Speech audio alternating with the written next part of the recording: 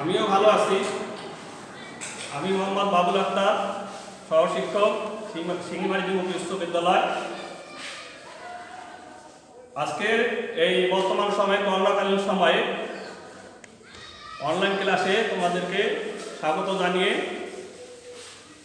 আমার ক্লাস শুরু করছি। আমার পরিচিত বিষয় হচ্ছে ভূগোল ও পরিবেশ। নবম শ্রেণীর ভূগোল ও পরিবেশ। ভূগোল ও পরিবেশের দ্বিতীয় অধ্যায়ে মহাবিশ্ব আমাদের পৃথিবী, এই পাঠের আজকের পাঠ হচ্ছে পঞ্চম পাঠ, পৃথিবীর গতি। আজকে আমি তোমাদেরকে পৃথিবীর গতি নিয়ে আলোচনা করব। কি নিয়ে আলোচনা করব? পৃথিবীর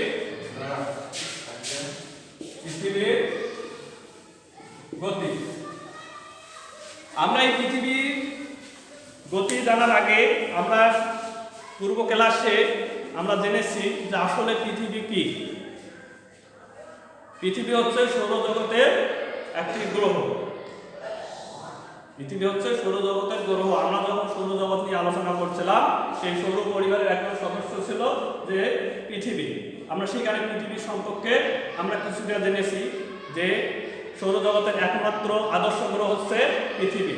এই পৃথিবী একমাত্র গ্রহ যেখানে জীবের বসবাস আছে। তাছাড়া সৌরজগতের কোনো গ্রহের মধ্যে জীবের বসবাস নাই। তো আমরা তার পরবর্তী ক্লাসে আমরা পৃথিবীর আকার আকৃতি নিয়ে জেনেছি। তারপর বিভিন্ন অক্ষরেখা দ্রাঘিমা রেখা নিয়ে আমরা কথা বলেছি। আজকে আমার পরবর্তী বিষয় হচ্ছে পৃথিবীর গতি। আমাদের বিষয় আজকে আমরা আলোচনা করব পৃথিবীর গতি। তো পূর্বে মনে করা হতো বা পূর্বে আমরা যা মানুষ ধারণা করত যে পৃথিবী স্থির, সূর্য পৃথিবীকে কেন্দ্র করে চারিদিকে ঘুরে ঘুরে পৃথিবীকে আলো দিত। কিন্তু পরবর্তীকালে এর প্রমাণ পাওয়া যায় যে আসলে পৃথিবী আবর্তন করতেছে বা পৃথিবী ঘুরতেছে, সূর্য ঘুরে না। কারণ সূর্য সৌরজগতের কেন্দ্রে, তাই সূর্যকে কেন্দ্র করে বিভিন্ন গ্রহ উপগ্রহ কি করতেছে, পরিভ্রমণ করতেছে। তাই পৃথিবী একটা গ্রহ, পৃথিবীও সূর্যকে কেন্দ্র করে নিজ কক্ষপথে কি ঘুরতেছে। তো আমরা এই যে পৃথিবী শুধু সূর্যের চারিদিকে ঘুরতেছে না, আবর্তনও করতেছে।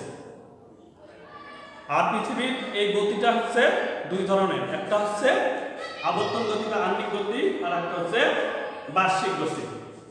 তাইলে পৃথিবীর গতি কয়টা? দুইটা। একটা হচ্ছে আহ্নিক গতি আর অপরটা হচ্ছে বার্ষিক গতি।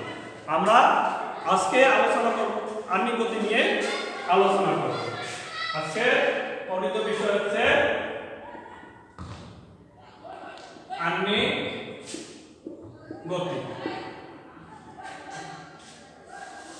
তো আহ্নিক গতি আলোচনার পূর্বে আসলে আহ্নিক গতি কি এটা আমাদের জানার দরকার। আহ্নিক গতিকে আবার দৈনিক গতি বা আবর্তন গতি বলা হয়। এখন আহ্নিক গতি কি? পৃথিবী তার নিজ মেরুদণ্ডের বা অক্ষের চারিদিকে দিনে একবার নির্দিষ্ট সময়ে পশ্চিম দিক থেকে পূর্ব দিকে আবর্তন করাটাকে আহ্নিক গতি বলা হয়। তাহলে আহ্নিক গতি কি? পৃথিবী তার নিজ মেরুদণ্ডের বা অক্ষের চারিদিকে নির্দিষ্ট সময়ে একদিনে পশ্চিম থেকে পূর্ব দিকে আবর্তন করাকে আহ্নিক গতি বলা হয়। আহ্নিক গতি। আবার এই যে আবর্তন করে বা আহ্নিক গতির সময়কালটা আমরা একটু জেনে নেওয়ার দরকার যে আহ্নিক গতি বা আবর্তন গতি যে সময়কাল পৃথিবী আমরা দেখতেছি, এই যে পৃথিবী দেখতেছি যে পৃথিবীর একবার আবর্তন করা, তাই পশ্চিম দিক থেকে কোন দিকে আবর্তন করে? পশ্চিম দিক থেকে পূর্ব দিকে আবর্তন করে। যে একটি স্থান এইদিকে পশ্চিম দিক থেকে ঘুরে আবার নির্দিষ্ট স্থানে একদিনে এই যে ঘুরে আসলো, এই জায়গাটা হচ্ছে, এই যে ঘোরাটা হচ্ছে, এটা হলো কি আবর্তন গতি বা এটি হলো আহ্নিক গতি। এর সময় বা হচ্ছে 23 ঘন্টা 56 মিনিট 4 সেকেন্ড। পৃথিবী 23 ঘন্টা 56 মিনিট 4 সেকেন্ডে একবার আবর্তন করে।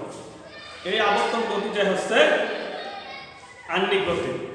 তো আমরা এখন দেখবো যে পৃথিবীর আহ্নিক গতি, এই যে আহ্নিক গতিটা হচ্ছে পৃথিবীর গোলাকার, অধিকতর গোলাকার, উত্তর দক্ষিণে কি হচ্ছে কিছুটা চাপা। এই আহ্নিক গতির যে গতিবেগ পৃথিবীর যে ভূপৃষ্ঠের বিভিন্ন জায়গায় বিভিন্ন হয়ে থাকে, কারণ পৃথিবীর নিরক্ষীয় রেখা নিরক্ষীয় অঞ্চলে কি হচ্ছে পৃথিবীর মধ্যভাগটা হচ্ছে একটু স্ফীত, এই কারণে সেখানকার গতিবেগ একটু বেশি, সেখানকার গতি হচ্ছে কত 1700 কিলোমিটার। আবার পক্ষান্তরে নিরক্ষরেখা থেকে উত্তর দক্ষিণে আস্তে আস্তে আস্তে আস্তে পৃথিবীর গতি কমতে থাকে এবং মেরুদয়ে গিয়ে কি হচ্ছে নিঃশেষ হয়ে যায়। তো বন্ধুরা, আমরা এখন যাব যে পৃথিবীর আবর্তন করতেছে। মজার বিষয় হচ্ছে যে পৃথিবী আবর্তন করতেছে, আমরা পৃথিবীর উপরে অবস্থান করতেছি, এই ভূপৃষ্ঠে আমরা অবস্থান করতেছি। কিন্তু কথা হলো যে আমরা ভূপৃষ্ঠের অবস্থানরত অবস্থায় কেন আমরা পৃথিবী থেকে ছিটকে পড়তেছি না? কারণ পৃথিবী তো ঘুরতেছে, পৃথিবী আবর্তন করতেছে বা ঘুরতেছে, কিন্তু আমরা তো পড়ে যাওয়ার কথা। যেহেতু আমরা পৃথিবীর ভূপৃষ্ঠের উপর আমরা থাকি, আমরা পড়ে যাই না কেন? সেখান থেকে ছিটকে আমরা পড়ি না কেন? কি কারণে আমরা পড়ি না? তো আমরা যা জেনে নেব সেটা, যে এখানে বলা আছে যে ভূপৃষ্ঠে অবস্থান করার কারণে, এক নম্বর হচ্ছে ভূপৃষ্ঠে অবস্থান করার কারণে মানুষ, জীবজন্তু প্রভৃতি পৃথিবীর সঙ্গে একই গতিতে আবর্তন করছে, তাই আমরা আবর্তন গতি বা পৃথিবীর গতি অনুভব করতে পারি না। তাহলে কি বললাম, যে ভূপৃষ্ঠের অবস্থান করার কারণে, ভূপৃষ্ঠের উপর অবস্থান করার কারণে মানুষ, জীবজন্তু, বায়ুমণ্ডল প্রভৃতি এরা পৃথিবীর গতির সঙ্গে একই গতিতে আবর্তন করতেছে। অর্থাৎ পৃথিবীও যেদিকে আবর্তন করতেছে, মানুষ, তারপর জীবজন্তু, বায়ুমণ্ডল একই দিকে আবর্তন করতেছে। বিধায় এখান থেকে আমরা অনুমান করতে পারতেছি না বা অনুভব করতে পারতেছি না যে পৃথিবী কি করতেছে, আবর্তন করতেছে। তারপর বলছে 2 নম্বরে যে ভূপৃষ্ঠে অবস্থিত সকল বস্তু, ভূপৃষ্ঠে অবস্থানরত সকল বস্তু পৃথিবী তার অভিকর্ষণ বল দ্বারা নিজের কেন্দ্রের দিকে টানছে। এ কারণে আমরা এর গতি অনুভব করি না এবং পৃথিবী থেকে আমরা ছিটকেও পড়ি না। তারপর বলা হয়েছে 3 নম্বরে যে পৃথিবীর আয়তনের তুলনা, আরো বলা হয়েছে যে পৃথিবীর আয়তনের তুলনায় আমরা এত ছোট, এত ক্ষুদ্র।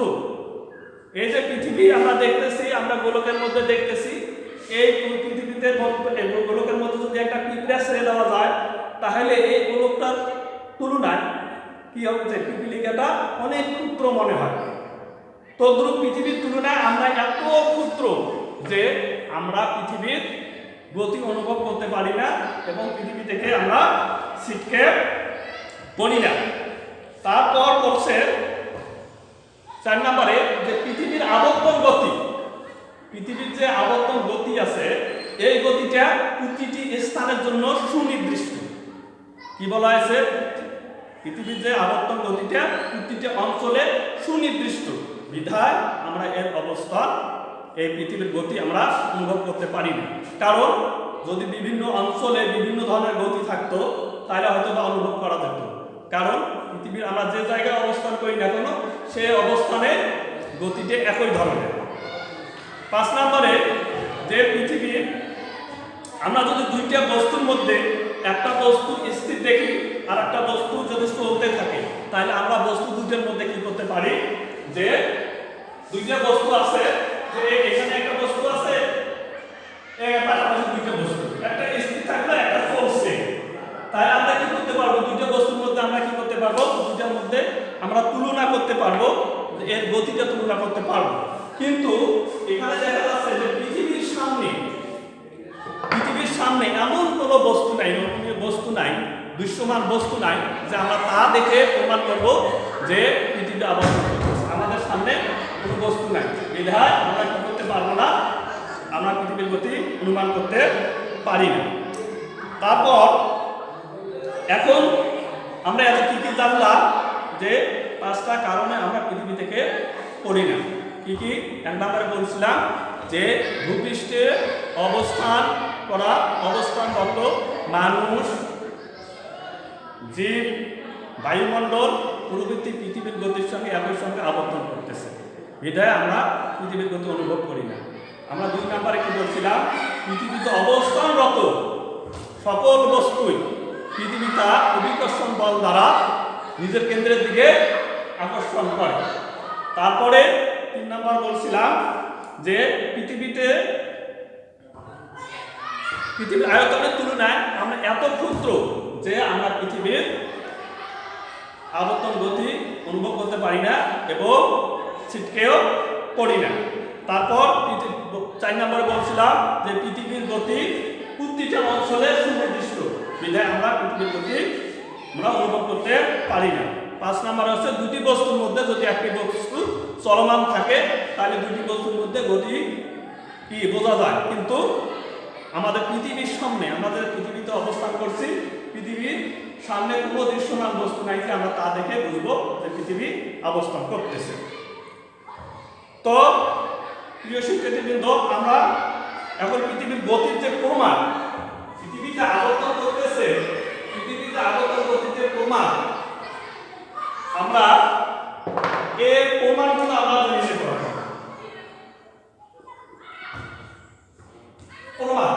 প্রমাণ কি বলছে? যে মহাকাশ যানের পাঠানো ছবি, মহাকাশ যানের পাঠানো ছবি পৃথিবী থেকে যেসব, আমরা জানি যে পৃথিবী থেকে যেসব উপগ্রহ মহাকাশযান মহাকাশে প্রেরণ করা হয়েছিল তাদের দেয়া তথ্য এবং ভিডিও চিত্র থেকে আমরা দেখতে পাই যে পৃথিবী পশ্চিম থেকে পূর্ব দিকে আবর্তন করতেছে। এর থেকে প্রমাণ পেলে যে আসলে পৃথিবীর গতি আছে এবং এইটা হচ্ছে সবচেয়ে সর্বাধুনিক এবং প্রমাণিত গতি। 2 হচ্ছে যে পৃথিবীর আকার আকৃতি,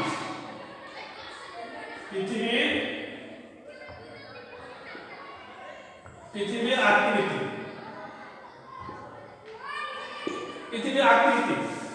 পৃথিবীর আকৃতি দেখে আমরা বুঝতে পারি যে পৃথিবীর আবর্তন আছে। যেমন বলতে যদি যাই যে কোনো একটি নমনীয় বস্তু যদি তার নির্দিষ্ট দণ্ডের উপর, দণ্ডের উপর কি করে লাডিমের মতো ঘুরতে থাকে, তাহলে ওই বস্তুর মধ্যে 2 ধরনের কেন্দ্রিক শক্তির উৎপন্ন হয়। একটা হচ্ছে কেন্দ্রমুখী আর একটা কেন্দ্রবিমুখী বলের কি উৎপত্তি হয়। এই কারণে দেখা যায় যে ওই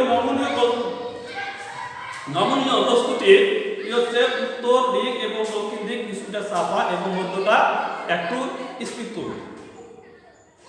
এখান থেকে বোঝা যায় যে পৃথিবীর গতি আছে এবং বিজ্ঞানী নিউটন বলেছেন আসলে পৃথিবীর আবর্তন গতির কারণে পৃথিবীর আকার এবং আকৃতির এই অবস্থা। তারপর 3 নম্বর হচ্ছে দিন রাত হওয়া। পৃথিবীর এই আহ্নিক গতির প্রমাণ আরেকটা হচ্ছে যে দিন রাতে হওয়া। তো পৃথিবীর আবর্তনের ফলে যখন পৃথিবীর যে অংশটা আমরা দেখতেছি গোলকের মধ্যে, যে পৃথিবীর যে অংশটা কি হচ্ছে সূর্যের আলো পড়ে সেই অংশটা দিন এবং পিছনের অংশটা কি হচ্ছে রাত। এবং এই আহ্নিক গতির ফলে কি হচ্ছে দিবারাত্রি সংঘটিত হচ্ছে। দেখা যাচ্ছে যে 12 ঘন্টা দিন আবার 12 ঘন্টা রাত। পৃথিবী যখন আবর্তন করে তখন আলোকিত অংশ কিছুটা অন্ধকারের দিকে চলে যায়, আবার অন্ধকার অংশ কিছুটা আলোর দিকে চলে আসে। এই কারণে কি হচ্ছে দিবারাত্রি সংঘটিত হচ্ছে। আর হচ্ছে কি 4 নম্বরে হচ্ছে ফ্রেলের সূত্র। ফ্রেলের সূত্র অনুযায়ী আমরা বলতে পারি যে বায়ু প্রবাহ এবং সমুদ্রের স্রোত উত্তর গোলার্ধের ডান দিকে এবং দক্ষিণ গোলার্ধের বাম দিকে বেঁকে চলে। এর থেকে প্রমাণ হয় যে পৃথিবীর গতি আছে। তো শিক্ষার্থীবৃন্দু, এখন আমরা যাব যে পৃথিবীর এই আণবিক গতির ফলাফল। আমরা কোথায় যাচ্ছি এখন? আণবিক গতির ফলাফল। আণবিক গতির ফলাফল। আণবিক গতির ফলাফলে আমরা এক নম্বরে ধরে নেই দিবারাত্রি। দিবারাত্রির সৃষ্টি। পৃথিবীর যে ফলাফল আছে, আণবিক গতির যে ফল, এই যে আবর্তন গতির যে ফলাফল, এই ফলে কি কি সংঘটিত হচ্ছে আমরা একটু জেনে নেই। যে প্রথমে হচ্ছে দিবারাত্রি সৃষ্টি হচ্ছে। যে আমরা পৃথিবী যখন আবর্তন করে সাথে সাথে সূর্যের আলো পৃথিবীর যে অংশে পড়ে সেই অংশ আলোকিত হয়। অর্থাৎ আমরা গোলকটার মধ্যে একটু দেখতেছি যে এটা হচ্ছে পৃথিবী। এই পৃথিবীর সামনে যখন সূর্যের আলো যে অংশে পড়ে সেই অংশটা কি হচ্ছে? আলোকিত হচ্ছে। এই আলোকিত অংশটা হচ্ছে দিন। আবার এই পিছনের যে অংশটা থাকে, এই পিছনের অংশটা আমরা দেখতেছি, এই পিছনের অংশটা কি হচ্ছে? অন্ধকার থাকে এবং এই পিছনের অংশটা হচ্ছে কি? রাত। এভাবে পৃথিবী যখন 24 ঘন্টা আবর্তন করে, যে আস্তে আস্তে আবর্তন করে, তখন নতুন নতুন করে কিছু কিছু জায়গা আলোর সামনে চলে আসে, আলোকিত হয়। আবার আলোকিত কিছু কিছু অংশ আবার অন্ধকারের দিকে চলে যায়। তাহলে যে জায়গাটা অন্ধকারের দিকে চলে যায় সেই অংশটা হচ্ছে রাত। এবং যে নতুন অংশটা পৃথিবী যে সূর্যের সামনে চলে আসে সেটা হচ্ছে কি? দিন হয়ে যায়।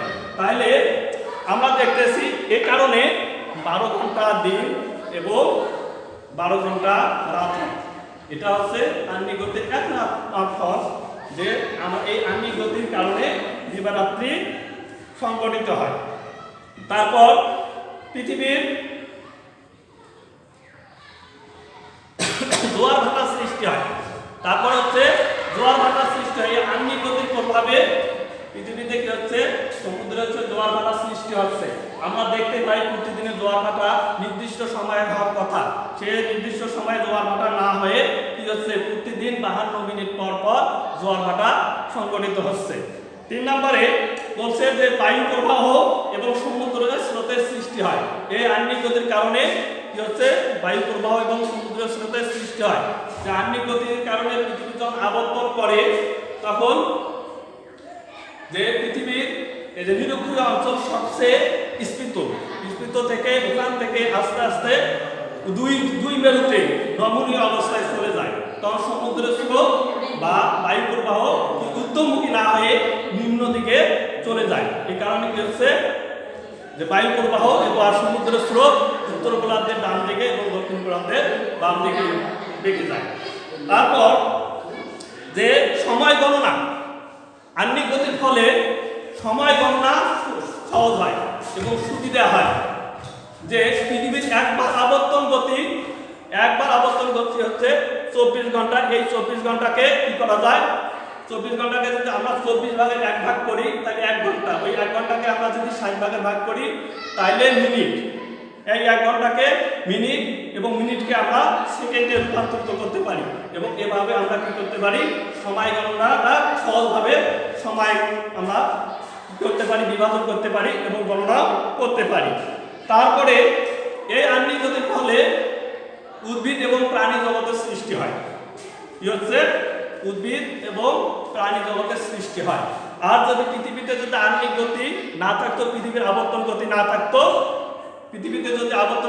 থাকতো, তাহলে পৃথিবী এক সময় কি হয়ে যেত? চির অন্ধকারে ছেয়ে যেত অথবা চিরদিন দিনেই থেকে যেত। তাহলে দেখা যেত যে উদ্ভিদ বা প্রাণী বসবাস উপযোগী হতো না এবং তারা বাস করতে পারত না।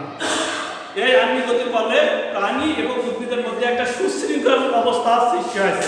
যেমন কিছু কিছু প্রাণী আছে তারা দিনের মধ্যে খাবার সংগ্রহ করে, আবার কিছু কিছু প্রাণী আছে রাতের মধ্যে খাবার সংগ্রহ করে। প্রতিটা প্রাণী দিনের সূর্যালোকে শক্তি সঞ্চার করে, আবার কি করে? রাতের মধ্যে তাদের শারীরিক বৃদ্ধি ঘটায়। জিনিসটা ভালো করে তোমরা বোঝো যে প্রতিটা প্রাণী কি করে, তা দিনের আলোকে, দিনের সূর্যের আলোকে শক্তি সঞ্চার করে এবং রাতের মধ্যে তাদের মধ্যে কি হচ্ছে, শারীরিক বৃদ্ধি ঘটায়। এই কারণে আহ্নিক গতি হচ্ছে কি, আহ্নিক গতি হচ্ছে পৃথিবীতে এই যে সৃষ্টি জগতের সবচেয়ে মূল কারণ। তো বন্ধুরা, তোমরা আজকে আমাদের ক্লাসটা আমি আশা করি তোমরা বুঝেছো এবং তোমরা ঘরে বসে আবারও তোমরা আমার এই বিষয়গুলো যেটা না বুঝে থাকো সেটা তোমরা বইয়ের সঙ্গে একটু সম্পৃক্ত হয়ে তোমরা দেখে নাও। আমরা চেষ্টা করবো আমার পরবর্তী ক্লাসে তোমাদেরকে আরও সুন্দরভাবে উপস্থাপন করার চেষ্টা করব। তোমরা সুখে থাকো, সুন্দর থাকো, সুস্থ থাকো, ঘরেই থাকো, বাইরে যাবে না, প্রয়োজনে বাইরে গেলে মাস্ক ব্যবহার করবে, এই আশায় ব্যক্ত করে আজকের এই অনলাইন ক্লাস এখানে আমি শেষ করছি। খোদা হাফেজ।